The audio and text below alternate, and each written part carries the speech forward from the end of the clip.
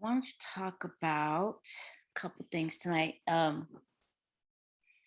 been thinking about, just what an incredible past year and a half. I think it's more than a year and a half now.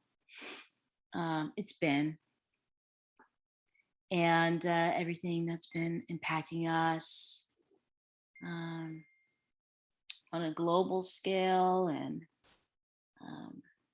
turn my volume down here. Holding on me. And personally, all that we've endured and continue to endure. You don't know what's around the corner. We never know. And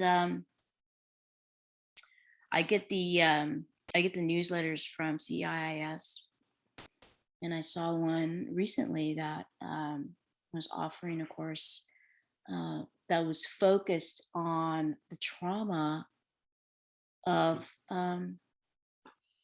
all that we've been going through, and also, climate change. And so there's this whole course of a study now, and treatments are coming about, and a focus on working with and healing the trauma of the changes that our planet is going through and that we are living through. It's the trauma of knowing, trauma of seeing this unfolding, and kind of knowing, what lies ahead. I want to show you something. I'm going to share my screen for a moment. Let's see.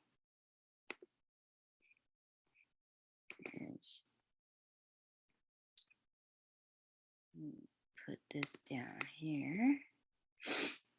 This is so you know how all the billionaires are kind of doing their thing. They're flying to the moon, flying to Mars, whatever it is. They're having private birthday parties on rented islands and so on. Well, this is one particular billionaire, and this is his big dream. And this is by no means a commercial for Telosa, but I just want to show you this concept. He wants to build a city, and apparently he's got all this funding together.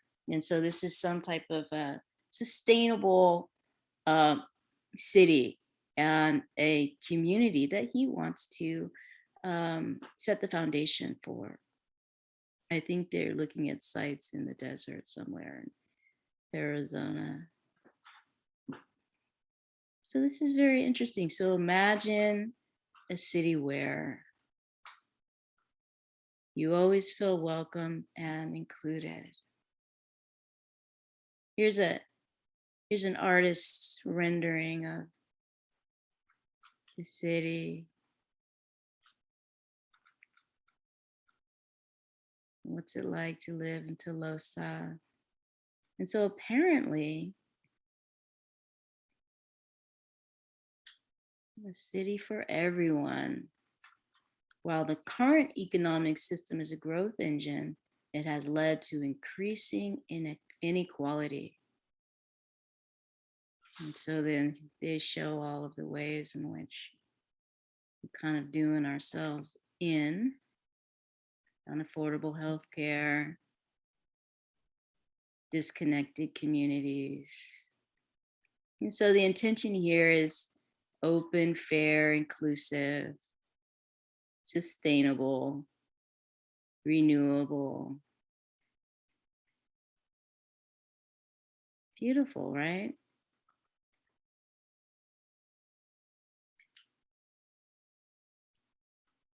Healthcare, education, all of that. So who knows if this will come to be manifest. I think it's a noble intention. And so I just think that it's beautiful. I think it's interesting. Just imagining a society like that where, one of the highest values, I don't know if you can see, is a diverse community that is inclusive and equitable for all people. I just think that's a beautiful intention. So his idea is to create societal inclusion over division. And so that's quite different than our current realities here in this country, cities all across this country.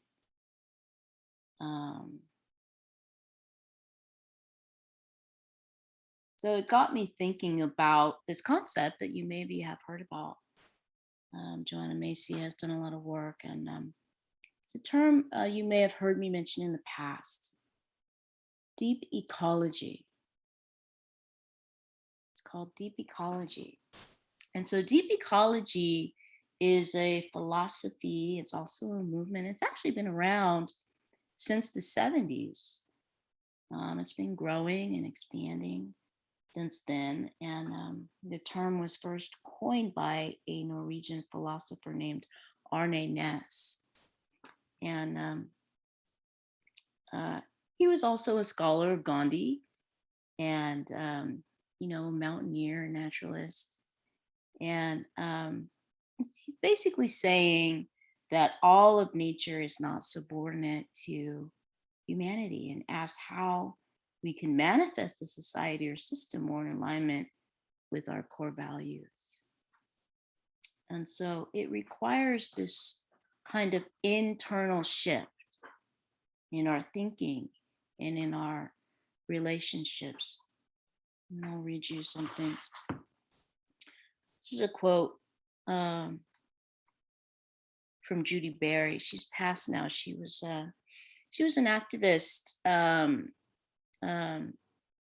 I think she was a principal organizer for Earth First, if you remember that organization, the tree protectors in the Northern California in the 80s and 90s. That was them. And she says, deep ecology or biocentrism is a law of nature that exists independently of whether humans recognize it or not. And the failure of modern society to acknowledge this as we attempt to subordinate all of nature to human use has led us to the brink of collapse of Earth's life support systems. Biocentrism is ancient native wisdom. But in the context of today's industrial society, biocentrism is profoundly revolutionary, challenging the system to its core. So this concept is basically very much something that we can relate to in the Dharmic landscape.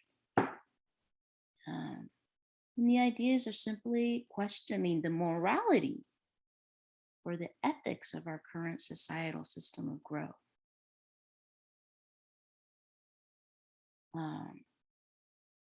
Right? This system that perpetuates the conditions for overconsumption, for waste, for greed, for grasping, for clinging, this hamster wheel that we're all stuck on, destruction and our ultimate peril, right? That is the system.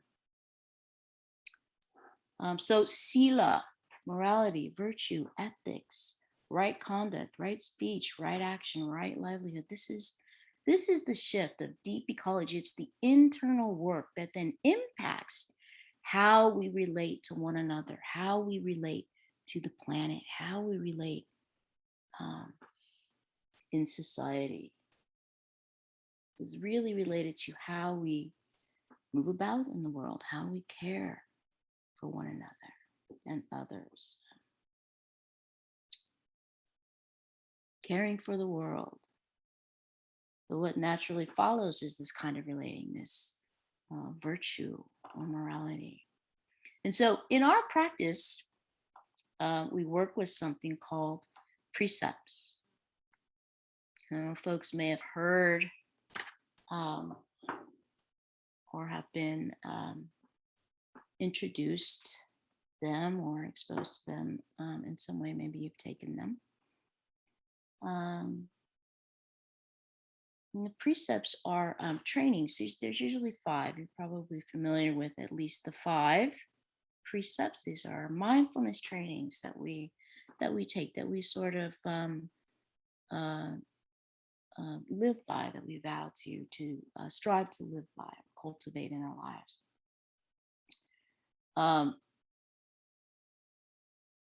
The Vinaya Pitaka is the basket of basically guidelines, and so the many different precepts are in the 3rd basket, Vinaya Pitaka, in the Pali Canon.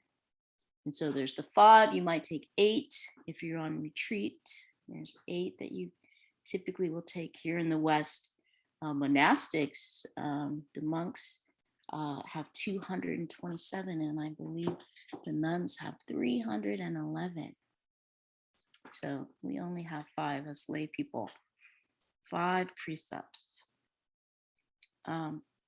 So what would or could the world be like if we followed these 5 simple trainings?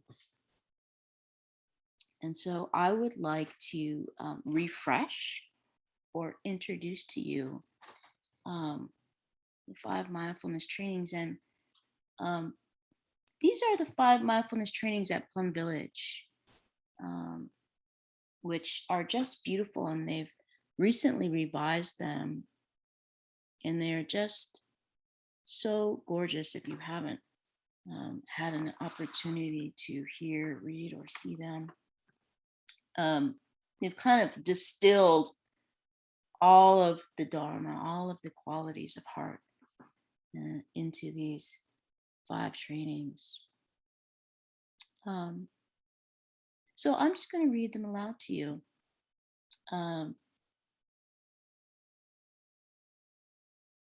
And you can just listen, or you can close your eyes and take them in deeply if you would like. And I will read the 5. And just want to keep in mind and hold these in a way that these are trainings, right? We are not perfect beings. We are practicing, and we are working with all of the objects and all of the things around us that we can practice with. So I like to think of the harm reduction model, right? We are just working with the place that we are. We don't have to be perfect. We are practicing. So Plum Village says,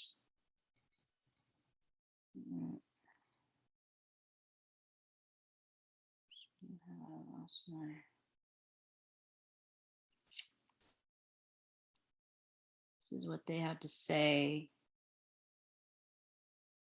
about the 5 mindfulness trainings. The 5 mindfulness trainings represent the Buddhist vision for a global spirituality and ethic. They are a concrete expression of the Buddha's teachings on the 4 Noble Truths and the Noble Eightfold Path, the path of right understanding and true love, leading to healing, transformation, and happiness for ourselves and for the world. To practice the 5 mindfulness trainings is to cultivate the insight of interbeing, of right view, which can remove all discrimination, intolerance, anger, fear, and despair. If we live according to the 5 mindfulness trainings, we are already on the path of Bodhisattva. Knowing we are on that path, we are not lost in confusion about our life in the present or in fears about the future. So I'll read them to you. They're somewhat expansive, so I just invite you to relax and take them in as you would like. The first one which is, they titled it Reverence for Life. So this is the take on, um, not non-harming, not killing.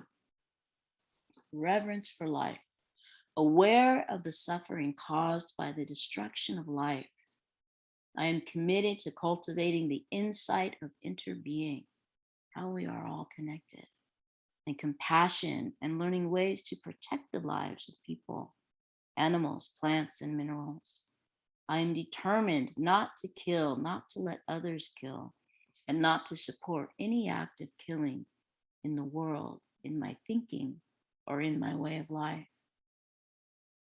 Seeing that harmful actions arise from anger, fear, greed, and intolerance, which in turn come from dualistic and discriminative thinking, I will cultivate openness, non-discrimination, non-attachment to views in order to transform violence, fanaticism, and dogmatism in myself and in the world. Reverence for life. So the next, they've titled True Happiness, and I love this one because this one is typically it's around not taking what's not given, and so it's titled True Happiness. Aware of the suffering caused by exploitation, social injustice, stealing, and oppression, I am committed to practicing generosity in my thinking, speaking, and acting. I am determined not to steal and not to possess anything that should belong to others, and I will share my time, energy, and material resources with those who are in need. I will practice looking deeply to see that the happiness and suffering of others are not separate from my own happiness and suffering. That true happiness is not possible without understanding and compassion, and that running after wealth, fame, power, and sense pleasures can bring much suffering and despair. I am aware that happiness depends on my mental attitude and not on external conditions. To be happy, I am committed to practicing right livelihood so that I can help reduce the suffering of living beings on Earth and stop contributing to climate change. It's beautiful. These are usually just a few lines, so these are just so beautiful to read. The next is True Love. And this is the one around sexual misconduct. And I just want to say, our sexual energy is so powerful. It's very powerful energy in these human bodies. And we can see, all across the lands in many communities, family systems, it comes out sideways if we don't tend to it, if we don't take care of our sexual energy in a mindful and caring way. And so it wouldn't be one of these 5 precepts if it wasn't important, if it wasn't powerful. And I just want to also say the monastics, they're living with different lifestyles than we are, and with different exposures. And so, again, working from where we are with this practice. True love. Aware of the suffering caused by sexual misconduct, I am committed to cultivating responsibility and learning ways to protect the safety and integrity of individuals, couples, families, and society, knowing that sexual desire is not love, and that sexual activity motivated by craving can bring harm to myself as well as others.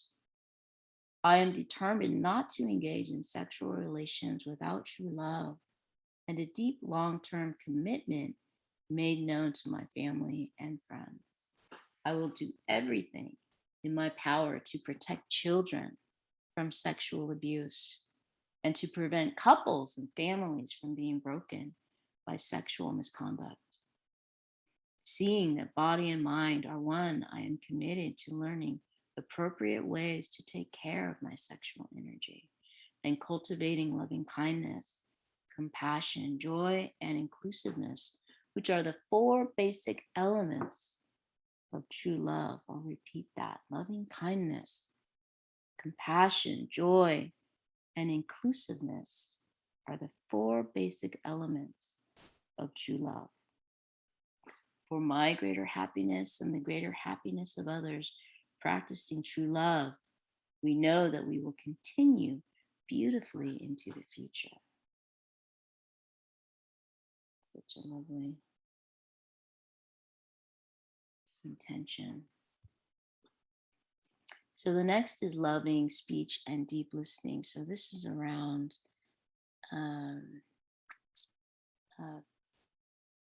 non-harmful speech or wise speech. And they're calling it loving speech and deep listening. Aware of the suffering caused by unmindful speech and the inability to listen to others, I'm committed to cultivating loving speech and compassionate listening in order to relieve suffering and to promote reconciliation and peace in myself and among other people, ethnic and religious groups, and nations. Knowing that words can create happiness or suffering, I am committed to speaking truthfully, using words that inspire confidence, joy, and hope. Can you imagine if everyone used words that inspire confidence, joy, and hope? When anger is manifesting in me, I am determined not to speak. I will practice mindful breathing and walking in order to recognize and to look deeply into my anger. All right, the heat of that moment. I know that the roots of anger can be found in my wrong perceptions and lack of understanding of the suffering in myself and in other people. I will speak and listen in a way that can help myself and the other person to transform suffering and see the way out of difficult situations. I am determined not to spread news that I do not know to be certain and not to utter words that can cause division or discord. I will practice right diligence to nourish my capacity for understanding, love, joy, and inclusiveness, and gradually transform anger, violence, and fear that lie deep in my consciousness. And finally, the fifth precept or mindfulness training is nourishment and healing. And so this is the one around taking intoxicants into our body. So again, wherever it is that we are with this practice and with our Netflix binging or the tub of ice cream or whatever it is. Nourishment and healing. Aware of the suffering caused by unmindful consumption, I am committed to cultivating good health, both physical, mental, for myself, my family, my society, by practicing mindful eating, drinking, and consuming. I will practice looking deeply into how I continue the four kinds of nutriments, namely edible foods, sense impressions, volition, so our will, and consciousness. I am determined not to gamble or to use alcohol, drugs, or any other products which contain toxins, such as certain websites, electronic games, TV programs, films, magazines, books, and conversations. I will practice coming back to the present moment to be in touch with the refreshing, healing, and nourishing elements in me and around me. not letting regrets and sorrow drag me back into the past, or letting anxieties, fear, or craving pull me out of the present moment. I am determined not to try to cover up loneliness, anxiety, or other suffering by losing myself in consumption. I will contemplate interbeing and consume in a way that preserves peace, joy, and well-being in my body and consciousness, and in the collective body and consciousness of my family, my society, and the earth. So that is their spin on 5 precepts, 5 mindfulness trainings. And so just imagining a society or a planet, what it would look like if we just practice those 5 things, all of us. How we relate to one another, how we relate to the world. This is a shift.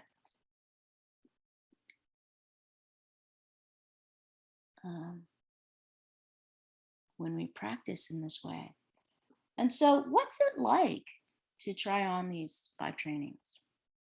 We all have these values. We have these core values, but we act in ways that are sometimes not in alignment with our values. So, I mean, really, what's it like to try them on? And so maybe I want to invite you, maybe just to choose one for the next week and see how it is for you. See how it is for you to really practice with it and to really work with it. Most of us probably don't think of ourselves as thieves, but maybe we feel entitled to office supplies, these little things that we do.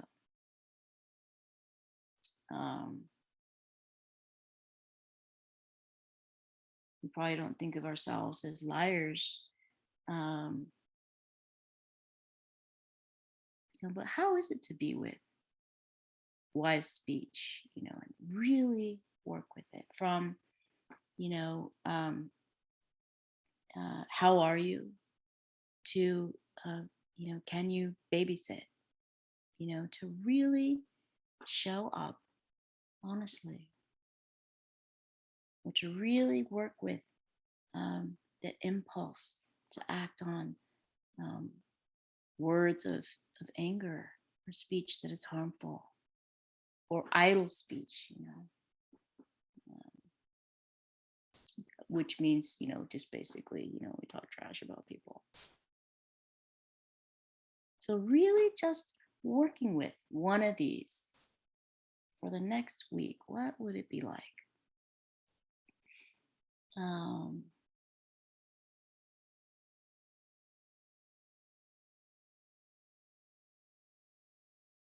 So is it possible? And what's it like to touch into and to be with this as practice? Well, what would it be like if we all did these 5? So I'll leave you with a poem before we open it up.